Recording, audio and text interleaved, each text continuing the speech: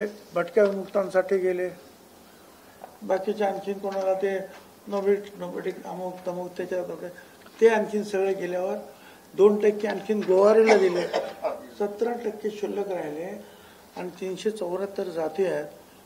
तुम्ही आमच्यामध्ये त्यांना टाकू नका, एवढी आमची विनंती. आम्ही आज मुख्यमंत्र्यांना मी स्वतः भेटलो, तिथे दोन्ही उपमुख्यमंत्री होते. त्यांना सुद्धा हायकोर्टाचे जजमेंट्स, त्यांना सुद्धा सुप्रीम कोर्टाचे जजमेंट्स, हे तुमचं जे काय गॅझेटियर्स नामकन तमकन सगळं दप्तर दाखवलं. म्हटलं हे सगळं आहे, हे तुम्ही लक्षात घ्या. हे ओलांडून तुम्ही ज्या दिवशी जाल त्याच्या दुसऱ्या दिवशी आम्ही कोर्टात हजर आहोत. आंदोलन तर करूच, पण कोर्टात सुद्धा आम्ही जाऊ. कारण जर संविधान जर तुम्ही मानतात बाबासाहेब आंबेडकरांचं, तर हे सगळे संविधानातून निर्माण झालेले जे आहेत ना कागदपत्र आहेत, ते आपल्याला मान्य करावं लागतील. त्याप्रमाणे तुम्हाला काय ते करायचं ते करा. बाकी आता ते जे काय करता तुम्ही कोर्टात काय करा ते काय करा, आम्हाला काही कर्तव्य नाही. आणि आज आम्ही आमच्या सगळ्या लोकांना सांगितलं की आपण ते आणि सरकार पाहून घेईल काय करायचं ते. आपण आता तयारी लागायचं.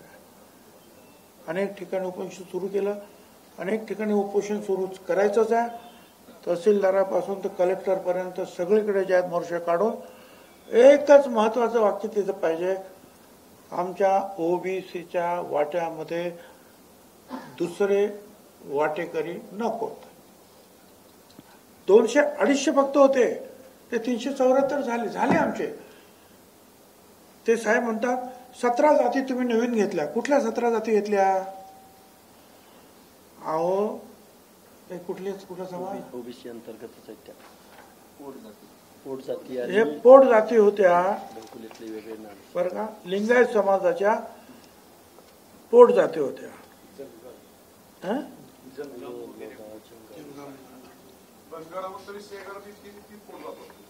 पोट जाती होत्या. या लिंगायत परवाच्या दिवशी 8 दिवसापूर्वी त्या लिंगायत समाजाच्या होत्या, पोट जाती होत्या. वेगवेगळ्या समाजाच्या असतात की नाही. माळी समाजामध्ये हळदी माळे, कोळसे माळे, तोल माळे, आमच्या तसे 1 बैल तेली 10 बैल तेली वगैरे वगैरे. तसं बंधाऱ्यांमध्ये सुद्धा, दलितांमध्ये सुद्धा, सगळ्यांमध्ये, आदिवासीमध्ये सुद्धा कितीतरी, भटक्या विमुक्तांमध्ये सुद्धा कितीतरी पोट जाते. ते पोट जाते धनगरात समजा 29 पोट जाते. 29 पोट ती पोट जाते त्या नवीन जात. आणि ते कसं काय आहे त्याच्यासाठी आयोगाकडे जावं लागतं.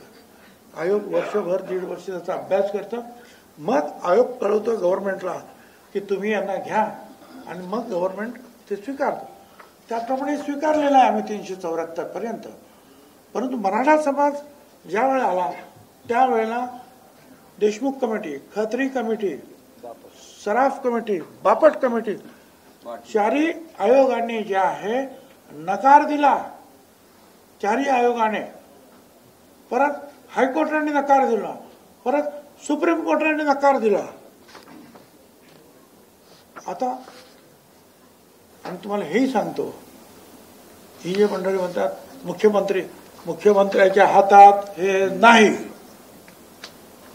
मग ते शरद पवार असतील नाही तर फडणवीस असतील, कुणीही अशी जात ओबीसी मध्ये, एससी मध्ये, एसटी मध्ये टाकू शकत नाही.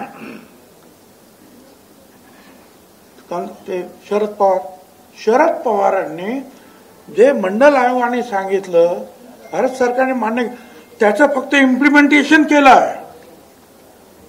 त्यांना अधिकारच नव्हता कोणाला काढायचा आणि कोणाला घ्यायचा. कारण ते आयोगाच्या थ्रू तुम्ही यायला पाहिजे.